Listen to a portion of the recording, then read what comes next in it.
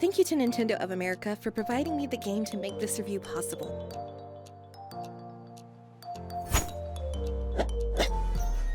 Super Mario Party Jamboree Nintendo Switch 2 Edition plus Jamboree TV is the latest update to the smash hit Super Mario Party for the Nintendo Switch, but now with new mini-games featured for Switch 2. But while the base game being a success, was this update necessary to do for the Switch 2, or should it have just been a basic port but with a lower price tag? Only one way to find out, so let's party!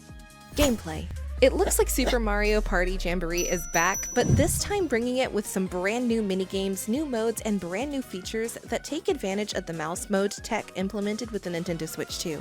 I reviewed the base game last year and gave it a glowing review for what I felt was a step in the right direction on all fronts for the title, at least compared to previous entries in recent years, due to how polished it was, alongside the plethora of new features, modes, minigames, quality of life fixes, and new game boards. Since I have already reviewed it, I won't spend too much time on the main game's content, so if you want my full thoughts, you'll have to check out my base game review. But for those that don't have time to do so, I will elaborate a little bit on what the main game offers you before getting into the extra content present in Jamboree TV. Speaking of this title, is the name long enough? Like, good golly, who does Nintendo think they are? Capcom? I kid, but it is a pretty long name though. Starting off with the main hub area you have in the game, which you can dress up like Animal Crossing. This little hub area lets you check out all the ranking systems, buy new reactions to use with friends and NPCs during minigames, unlock new stickers for your player card so you can look fancy, help Jerkface Comic with their problems as you head over to a board game to unlock mini-stars, which give a reward based off of an objective completed. Still feels weird to be helping him though. After all, he did try to take us out when we were just an itty-bitty baby Mario, so we really shouldn't be... We shouldn't... Oh, for Yoshi's sake, shut up, baby Mario! You know what? I changed my mind. I totally get your motive now, Comic. I apologize. Using this same hub world, you're allowed to take a hot air balloon that lets you check out the main game modes for this version, which are the main board areas, an island specifically just for minigames, Toad Factory, Rhythm Kitchen, battle against a Kaiju Bowser with friends, Koopathon mode, and Paratrooper training. Mario Party mode is just what you'd expect. 4 players across 7 different boards, and choose the amount of turns you want to play with, such as 10 turns, 20 turns, etc. Each board, most of which are new, including King Bowser's Keep with all of its hazards, Goomba Lagoon with routes that change based off of the water raising every few turns that forces you to alter course like me trying to avoid crashing in video games, Mega Wiggler's board that has you move across his home, and can even enrage him to the point where he completely crashes out like the angry German kid from over a decade ago. You get it. It's Mario Party, but it's Mario Party at its best with varied minigames ranging from motion-based to normal-styled minigames, with a mix of old and new alike. Definitely a ton of fun. Outside that mode, you have all the extra stuff such as Minigame Island, which, you know, is all about the minigames. It's pretty self-explanatory. Koopalathon lets you compete against a dozen players worldwide as you face off in minigames and collect items to partake in a foot race a la Koopa the Quick style, only without cheating to beat that poor sucker.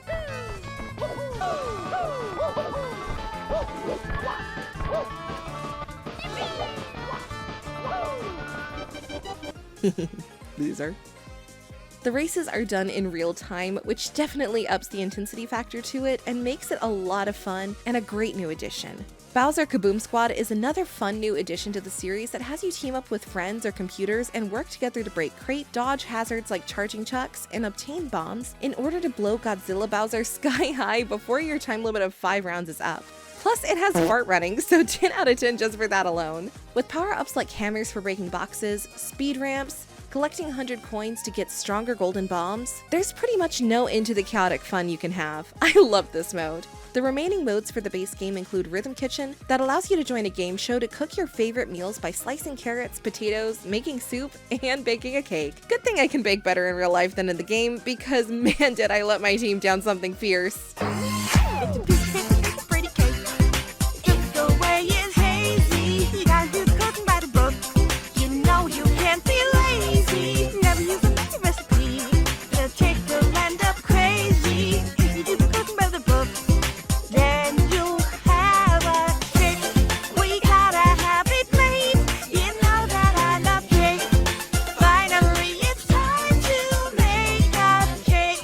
the resident real estate mogul Toad and his factory, which is a collection of the very basic versions of Joy-Con-based motion gaming that has you lift and lower platforms to move a ball from one area to another. While as I stated in my review that it's not bad, it's just not very fun for me. If I wanted to juggle stuff around, I'd play the NES Noah's Ark game where you have to pick up like 5 animals at a time. Seriously, where did he get all of that strength from? Bro puts the Hulk to shame. Lastly, we have Paratrooper Flight School that gives me both the horrible nightmares of playing Pilot Wings and joy of flying in Mario 64. Using the motion controls you have to hold out your arms and extend them in a flying motion, just like using the cap in Mario 64 to fly, and then flap your arms in order to climb into the sky, adjust your altitude, and even partake in a delivery service to move the island inhabitants from area to area with Flying High Airlines, with me of course as your captain.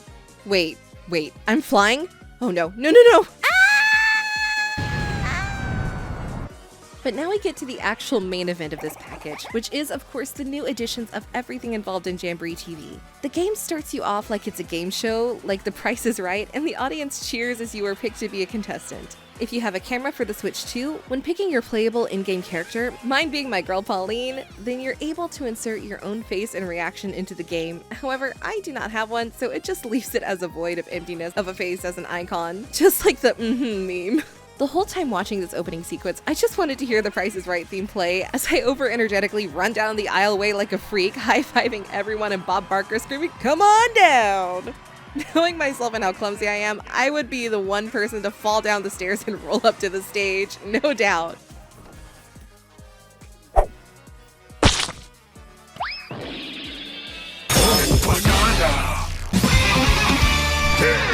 Unlike the base game, Jamboree TV on Switch 2 gets an uptick in graphic fidelity that makes the environments and characters look smoother and pop out more as you get ready to take on the all-new minigames versions that showcase just what the Switch 2 is capable of, using a console camera as stated previously, built-in microphone, and even further use of the mouse mode, which for me has been a highlight of my Switch 2 experience so far with the games I played, like minigames I'll talk about soon in this, and even the newly released Mario Paint on Nintendo Switch Online that I dove into quite recently, painting nothing but creative masterpieces that belong in a museum of arts, making banger songs, swatting flies, and so on. You get the picture. Mouse mode has been great on Switch 2 so far, but we're not here to talk about the silliness of Mario Paint. We need to get into the details of why or why not Jamboree TV should be on your radar. If you're playing with friends and families who are also picked up by the camera if you have one, then right off the bat before any gameplay is even had, there will be funny movements due to being able to see their faces and reactions that pop up on the screen alongside their creative characters. Which, since this is Mario Party, there will only be 1 or 2 distinct reactions: joy and complete and utter rage. Trust me on this one, I'm a Mario Party veteran since the first game launched.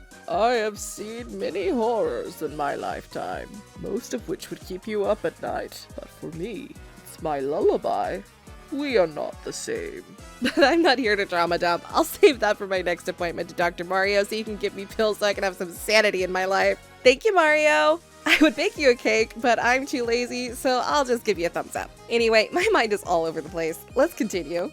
Briefly stated previously, Jamboree TV offers a bump on not only resolution, but better performance in both handheld and docked modes, new lighting effects, and uptick in clarity. Why is this important? Simple. It offers the user a better experience when using the camera to detect the frames of each player's face, and makes each minigame you encounter a much better experience than before, alongside a much smoother online experience. The modes this go around that you are able to choose from are Mario Party mode with brand new twists, free play mode that allows you to play any minigame you want in any order you wish to do so, Carnival Coaster that lets you use mouse mode to take on the new on-rail shooter game, and Bowser Live mode that lets you attend a concert by Bowser himself and Bowser Jr. as you compete to be a fan favorite using both your built-in microphone and your camera to compete in several rhythm and sound-based minigames. Let's start off with the new features of Mario Party mode. New additions to Mario Party mode include Frenzy Rules and Tag Team matches. In Frenzy Rules mode, you are down to your last 5 turns, and all spaces not only give you double coins of 6 per blue space, but that also means it will take 6 coins per red space as well, which is rage-inducing. More on that later, cause man, I'm not happy with Mario. The main difference, however, from normal party rules is that since this is only a 5-turn game, all players start with handicaps such as 50 coins, 1 star, and even double dice to use at your discretion. And then it's up to you just how you're going to screw over enough players to be able to take the lead by the time the 5 turns are over. Oh my baby Mario, this mode is so dang stressful. So much can go wrong from just one mistake, which can cost you the game, or even stuff that isn't even your fault, like freaking long neck freak Waluigi constantly landing on a Bowser space and having Bowser steal coins from everyone. What the heck, bro? You're the one that screwed up, not us, dang jerk. However, it's the smaller things that are even more rage-worthy, like being within like 5 to 6 spaces to climb the tower to buy my star to give myself the lead, and then someone lands on a switch space and changes it to Bowser at the last minute, resulting in me getting a fake star, losing coins, and fumbling my chance at taking the lead, resulting in the person behind me getting it instead. With 5 turns, you won't have another chance to get one, so you're screwed. Well, almost. Luckily, I am a minigame queen and was able to rack up enough coins and purchase items at the shops because in the result rankings, both me and Moleboy got extra stars, meaning we tied for first place. However, I edged him out by just 8 coins and won by a slime margin. Yeesh.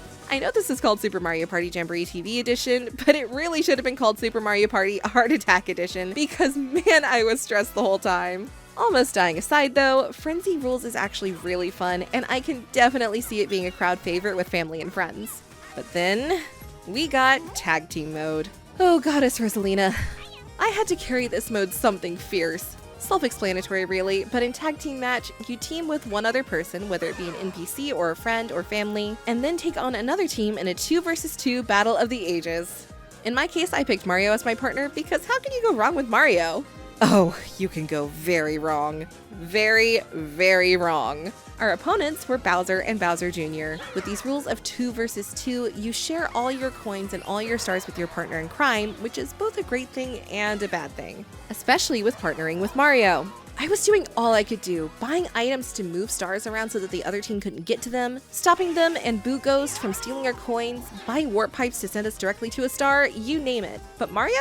Nah, let me just roll a 1 or a 3 and constantly land on red spaces to lose us coins, lose us minigames, not using a correct item resulting in us losing a star, spending our money at the shop for items we don't need so we don't have enough to buy a star in our next few turns. Like, come on Mario, get with the program! I can't take it anymore! Luckily, my strategic game planning came in handy by using items to move the star away from Bowser or Bowser Jr. at the last second to be a jerk, otherwise we definitely would have lost because of Mario.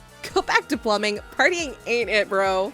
Moving over to other modes, we have minigames Free for All, which showcases the mouse mode with really fun versions of air hockey, mazes, bomb throwing, ice sledding that has you pull back on the mouse and thrust forward to shoot yourself forward to pop balloons, which I suck at, getting your jet set on and spray painting bombs, use Joy-Cons to lift up your arms to climb up a wall, alternating arms left and right to climb, ice cream scooping, and a knock-knock match minigame that has you and your partner match characters behind a door. Wait a minute, who does this game think it is? Hotel Mario? Yes, that's exactly what it reminds me of, but instead of shutting all the doors to complete your objective, you must match all characters similar to the card game from Super Mario Bros. 3. Man, now I want Nintendo to somehow get the rights and re-release Hotel Mario for Switch 2. Then we'll truly have come full circle. Capping off all the modes though, there is Bowser Live and my favorite mode of this collection, Carnival Coaster. We'll start off with Bowser Live and then end with Carnival Coaster to send things home. In Bowser Live, you attend his live concert with hundreds of other attendees, and depending on which mode you select, be it camera mode or microphone mode, you will be put into a team to take on 3 separate challenges. In my case, I chose microphone based due to not having a camera for the system. The goal of the microphone minigame is to see who can get the highest crowd reaction by using your microphone to yell as loud as you can like you're Aerosmith or something, clapping your hands to the beat of a rhythm game a la Guitar Hero, use vocals to move Bowser Jr.'s clown car up and down to collect coins, etc. It's very brief and not as much fun solo as this game mode would be with a good old family night, which then I'd say this mode would be the highlight of the night due to the silly antics that can take place, or end up with the police showing up to your house because you're causing a neighborhood disturbance with all the screaming you're doing, whichever comes first. Lastly, we have Carnival Coaster, which is a light gun on-rail shooter with 5 playable courses, one of which involves you being chased by Bowser and taking on mini-games as you escape his wrath. But the real highlights are the other 4 stages, all based on different sections of the Mushroom Kingdom and all being roller coaster themed as you zoom, spin, and loop around overlooking gorgeous environments. The goal, however, is not to just ride at your own leisure. I wish. Instead, you're tasked with using the mouse mode controls to move a cursor around the screen and zap and shoot any enemies that fly onto the screen or or in carts next to yours before they damage you, and when doing so, you will get a few more seconds of time on your clock to get a better high score, or extra time to make it to a checkpoint, which in this game are of course mini games that you compete in to boost your score. The levels include Volcano Coaster that has you riding through a huge volcano outside and inside, giving me major vibes of the Disneyland ride Big Thunder Mountain, or even Splash Mountain when you put your hands up and yell like you're Billy Corgan from the Smashing Pumpkins.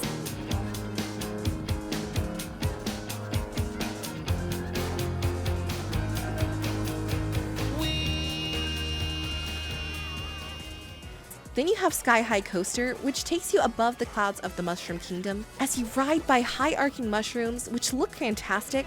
Carnival Coaster being your more basic and traditional coaster with lots of big drops and amazingly detailed scenery, and finally Haunted Coaster that takes you through a spooky adventure at Boo's Mansion where you fight off ghosts that get in your way. It really made me want another Luigi's Mansion, to be honest. I love the design and feel of it, and what? Talking flower guy just say what I think he said? Hold up, rewind. It can't be. What the heck, bro? Something is wrong with it. Why do you want to know what a ghost tastes like? You have issues. I'm never going coastering with you again. What a little freak. They taste like chicken though, just saying. Overall, at the end of the day, the addition of Jamboree TV to the base game of Super Mario Party Jamboree ended up a ton of fun. Sure, there can be perceived negatives, such as splitting up the modes between two selections on the title screen, price point, not updating the graphical fidelity of the base game, and so forth. However, for me, the positives and the fun factor went out with 20 new minigames that effectively highlight the strengths of this generation for Joy-Cons and mouse mode far better than the original Switch did, diverse gameplay modes for everyone that wants Mario Party vanilla rules, with extra additions for more intensity, Carnival Coaster that gives you the thrill of a roller coaster in your living room with great on-rails shooting mechanics, that makes me wish that Nintendo would do something similar for a Yoshi's Safari revival. I mean, we get a re-release of Mario Paint. Let me have hope for Yoshi's Safari, okay? At the end of the day, while I can see the issue with having to pay full price, I still think that for the chunk of content, it's worth it. Especially when you can get dozens and dozens of hours of gameplay in the base game, and now with a whole new plethora of events to extend that even further. And honestly, if you already own the main game, it's only a $20 investment to purchase Jamboree TV on Switch 2 if you already own the base game, so that's a win. One last time, I want to reiterate, I understand the concerns, trust me, but looking at the content offered and not based off of my feelings, I honestly think that this game has more than enough to sink your teeth into to warrant a purchase. So with all that having been said, my verdict is clear. Game & Chick says bye now.